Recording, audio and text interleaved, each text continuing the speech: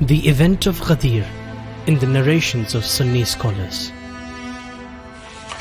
Ibn Athir. The Prophet was returning from the farewell pilgrimage when he reached Ju'fa with more than 100,000 companions. It was a place called Khum, where the routes separated the caravans of Medina, Syria and Egypt. Sa'ad bin Abi Waqqas. The Prophet waited for those who had fallen behind to arrive, and for those who had walked ahead to return. There were 5 big thorny trees nearby. The Prophet said that no one should sit under big trees. Ibn Maghazali. The weather was hot and scorching. People wore a part of their robes on their heads and put a part of it under their feet so that their feet would not burn. Ibn Hajar al-Asqalani. Prophet said that they should clean under the trees, remove their thorns and debris, and prepare the place for prayer. After a call to prayer, he stood up, went under the trees and said his prayers. After the prayer was over, he went to a high place prepared with the camels' saddles, paused a moment, then turned to the people and said, Ali bin Abdullah Samhudi, praise is exclusively for the essence of God. We ask for His help and believe in Him, and we trust in Him. There is no guide for the misguided except Him, and the one whom He has guided will never mislead others. I bear witness that there is none worthy to be worshipped but He, and I am His messenger. Ibn Asakir. However, the merciful and the wise God has informed me that no prophet lives except half the life of the previous prophet. Jesus, son of Mary, lived amongst his people for 40 years, and I have completed my mission in 20 years. We are responsible for our duties. Ibn Majah. The people said, we bear witness that you conveyed the message and did not neglect to advise us and strived for your duties. May God reward you well. Ibn Abdul Barr. The Prophet said, know that I will go to another world sooner than you, and all of you will reach me by the pool of Kawthar. Abu Isa Tirmidhi.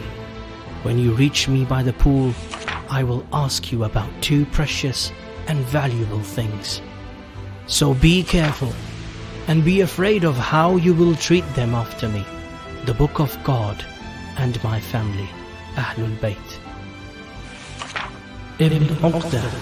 If you preserve your relationship with these 2, you will never go astray. The 2 will never separate from each other until they reach me again by the pool of Kawthar. Tabarani.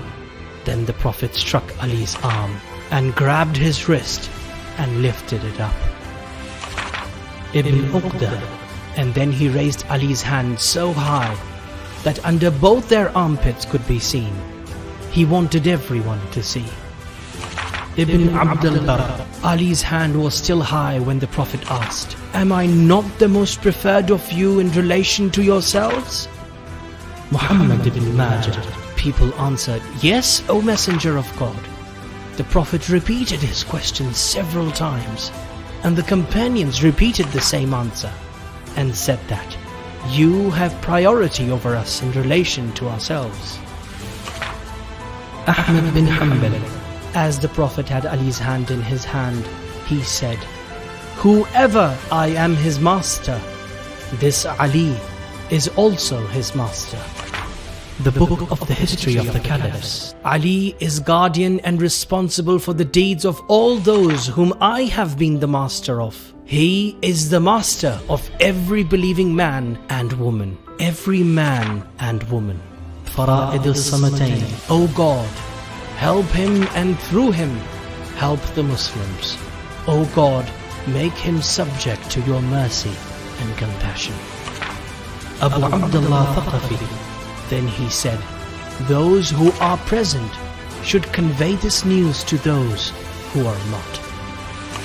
Ibrahim bin Muhammad bin Muayyid Hamwini. The Prophet ended his speech, and the people had not yet dispersed when the verse was revealed, Al-yawma akmaltu lakum dinakum. Today I have completed your religion.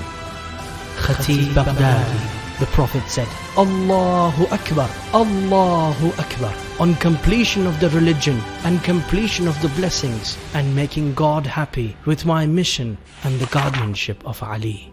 Sayyid Mahmud Alusi, people in groups congratulated Ali.